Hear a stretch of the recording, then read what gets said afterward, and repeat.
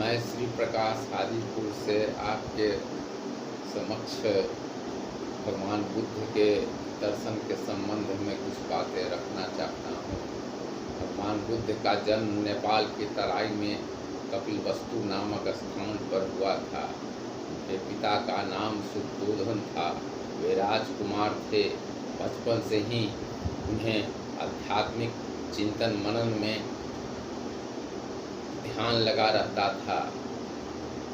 उन्होंने एक बीमार आदमी को जाते हुए देखा, एक शव को जाते हुए देखा, जिसे देख करके उनके मन में वैराग्य की भावना पैदा हो गई। उनके पिता को जब मालूम हुआ कि उनका पुत्र वैराग्य की तरफ बढ़ रहा है, उसे सांसारिक जीवन में मन लगाने के लिए बहुत प्रयत्न उन्होंने किया, लेकिन उनके पिता इस कार्य में सफल नहीं हुए। कुछ बड़े होने पर उनके पिता ने उनकी शादी कर दी, जिससे एक पुत्र का भी जन्म हुआ। उसके बाद मध्य रात्रि में उन्होंने पत्नी और पुत्र को छोड़कर ज्ञान प्राप्ति के लिए घर से निकल पड़े। भगवान बुद्ध ने विभिन्न जगहों का भ्रमण किया। अंत में बोध गया आकर के पीपल के वृक्ष के नीचे ध्यान मग्न हो गए। उन्होंने तपस्या करनी शुरू की और उन्हें एक आवाज़ आई कि बीना के तार को इतना नहीं कसो कि टूट जाए, और न इतना ढीला छोड़ दो कि उससे आवाज़ नहीं निकले। इससे उन्हें ज्ञान प्राप्त हुआ कि मनुष्य को मध्यम मार्ग पर चलना चाहिए।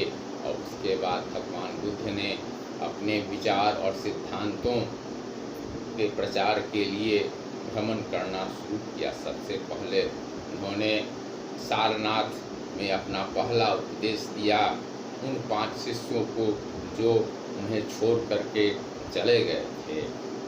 भगवान बुद्ध ने बौद्ध धर्म के सिद्धांतों का पूरे देश में प्रचार किया और जीवन भर वे इसमें लगे रहे।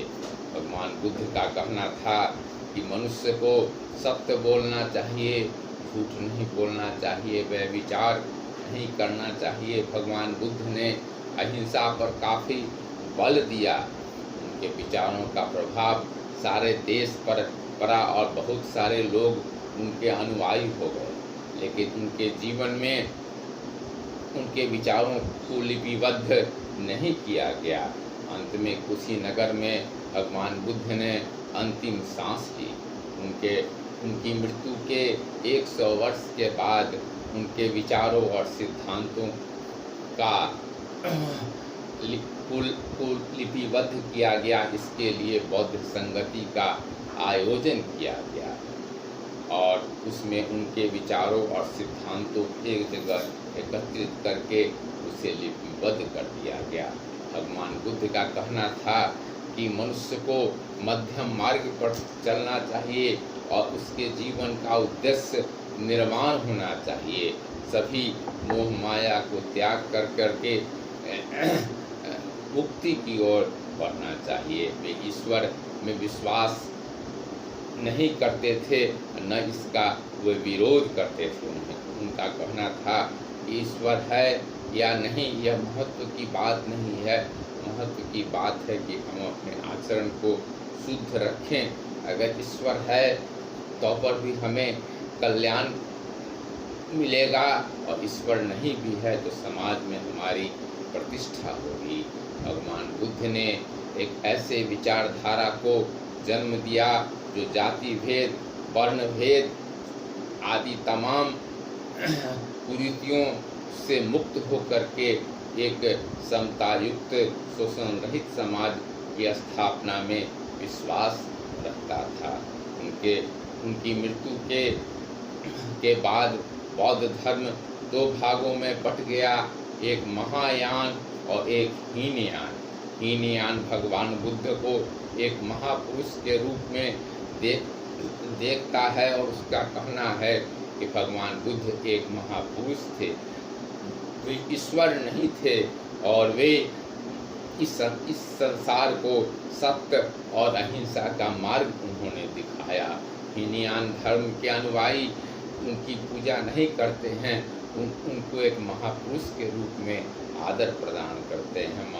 हीनयान धर्म के अनुयायी श्रीलंका और बर्मा में अधिक है। महायान धर्म संप्रदाय के अनुयायियों ने भगवान बुद्ध को ईश्वर के रूप में देखा।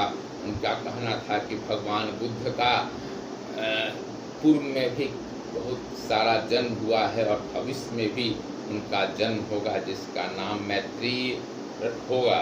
इस तरह से महायान संप्रदाय भगवान बुद्ध को ईश्वर के रूप में पूजा अर्चना करता है। इस तरह से बौद्ध धर्म दो भागों में विभक्त हो गया। महायान धर्म के अनुयायी जापान, चीन, वियतनाम इत्यादि देशों में अधिक संख्या में हैं।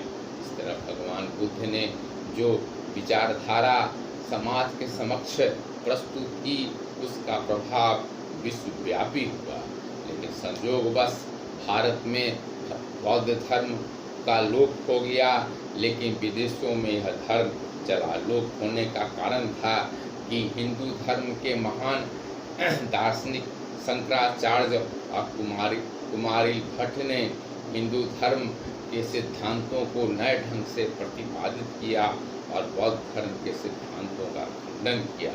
भले ही भारत में बौद्ध धर्म लुप्त प्राय हो गया, लेकिन विदेशों में यह आज भी मौजूद है और सारे संसार को शांति और अहिंसा का मार्ग दिखा रहा है।